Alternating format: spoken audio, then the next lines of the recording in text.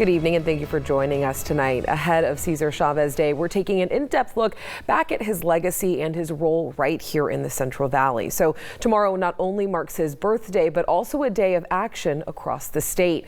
The day was declared an official federal holiday back in 2014 under then President Obama.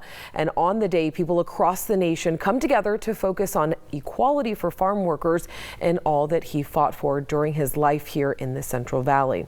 Now tomorrow, First Lady Jill Biden will make her first visit to Kern County to honor Cesar Chavez and the Day of Action. So let's go ahead and take a closer look at where she'll go when she actually arrives in Kern County. So Jill Biden is scheduled to arrive at Meadowsfield Airport tomorrow. Then she will travel to Delano to visit 40 Acres. While she's there, she will meet with the Cesar Chavez Foundation, United Farm Workers, and the UFW Foundation to participate in a Day of Action. Governor Gavin Newsom and his wife are also expected to travel to Delano and take part in the day. And ahead of tomorrow's Day of Action, 23BC is taking an in-depth look at Cesar Chavez's legacy and his contributions to the day of life of farm workers across the country. So 23BC's Bayan Wang is joining us live from the United Farm Workers Foundation in downtown Bakersfield with more. Good evening, Bayan. Hey Alex, good evening to you. Cesar Chavez's contributions to social activism and labor laws for farm workers are among some of his biggest accomplishments, but it all started with a vision. He had this idea that the poorest of the poor, the least educated amongst us, could take on one of the biggest and most powerful industries and prevail. And that would slowly become a reality for a young Cesar Chavez, who would become one of the most renowned labor leaders in the country, improving the working conditions and treatment of farm workers across the U.S. But as his son Paul Chavez points out, the journey was an uphill battle. Every attempt to organize farm workers for 100 years before him had been, brutally crushed. Chavez would use that as fuel. He established a National Farm Workers Association in 1962, which would become United Farm Workers.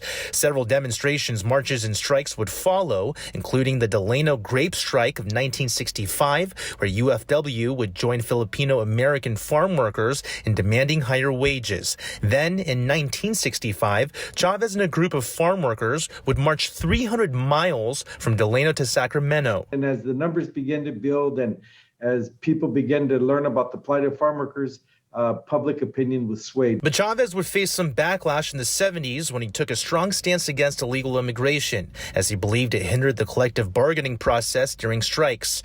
His views on this caused some violence between the U.S. and Mexico border, and many contracts UFW had would be terminated. With that said, his views on immigration changed throughout the years. By the late 70s, things had changed.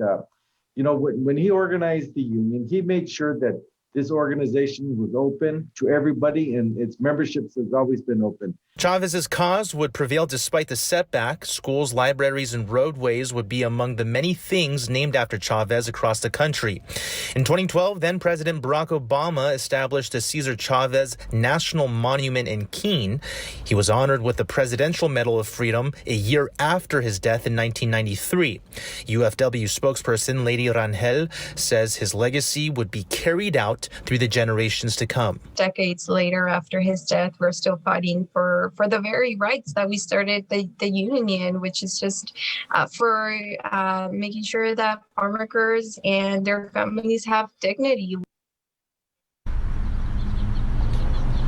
And according to UFW, they say that their mission right now is to vaccinate all the 150,000 farm workers in Kern County that work very hard each and every day to make sure there are food in our refrigerators, that we are able to feed our families, that when we go to the grocery store, we're able to continue to purchase those products. And she says that this is exactly what Chavez would have wanted if he were still alive.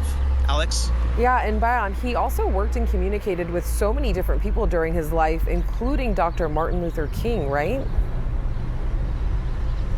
Yeah, Alex, they're both, civil rights activists, right? So their communication back and forth meant a lot to each other. They actually never met in person, which is really hard to believe because they're so prominent back during their times.